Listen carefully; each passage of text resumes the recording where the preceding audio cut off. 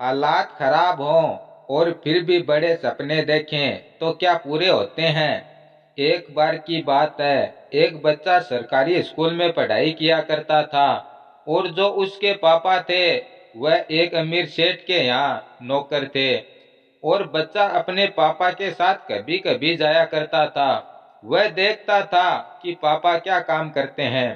पापा सेठ के यहाँ बड़ी बड़ी लग्जरी गाड़ियों की साफ सफाई किया करते थे और सेठ जी के बंगले पर नौकर थे। बच्चा सोचता था कि एक दिन ऐसा आए कि मेरे पापा इन गाड़ियों की सफाई ना करें, इनमें बैठें। अब एक दिन बच्चे की स्कूल में टीचर ने सब बच्चों से कहा, सबको अपने अपने सपने पर निबंध लिख करके लाना है।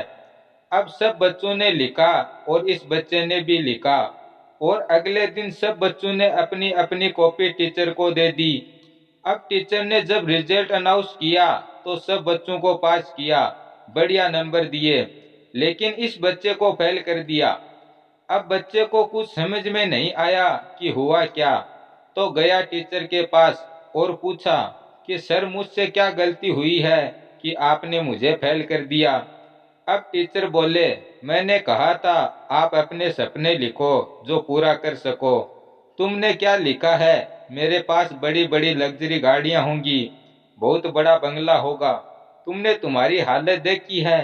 अब मैं तुम्हें एक मौका और देता हूँ, तुम अपने बस का कुछ लिख कर लाओ, फिर मैं तुम्हें पास कर दूंगा। अब लड़का घर गया और देर रात तक सोचा, लेकिन इसके दिमाग में तो वही चल रहा था कि बड़ी बड़ी गाड़ियां होंगी, पापा उसमें बैठेंगे, बहुत बड़ा घर होगा। अब अगली सुबह बच्चा गया और बोला, सर आपको मुझे फेल करना है तो कर दो, लेकिन मैं अपना सपना नहीं बदलूंगा। टीचर ने कहा जो मर्जी, फेल कर दिया। अब बहुत सालों बाद एक बंदा एक बहुत बड़े मंच पर अपनी शख्सियत की कहानी सुना रहा था और वही टीचर, इनकी उम्र ढल चुकी थी और नीचे बैठे हुए थे। अब वह मंच से नीचे आया और आकर इन गुरुजी के पैर छुए और कहा, मैं वही बच्चा हूँ जिसको आपने अपना सपना लिखने पर फेल कर दिया था। आज मेरे पास गाड़ी बंगला सब कुछ है।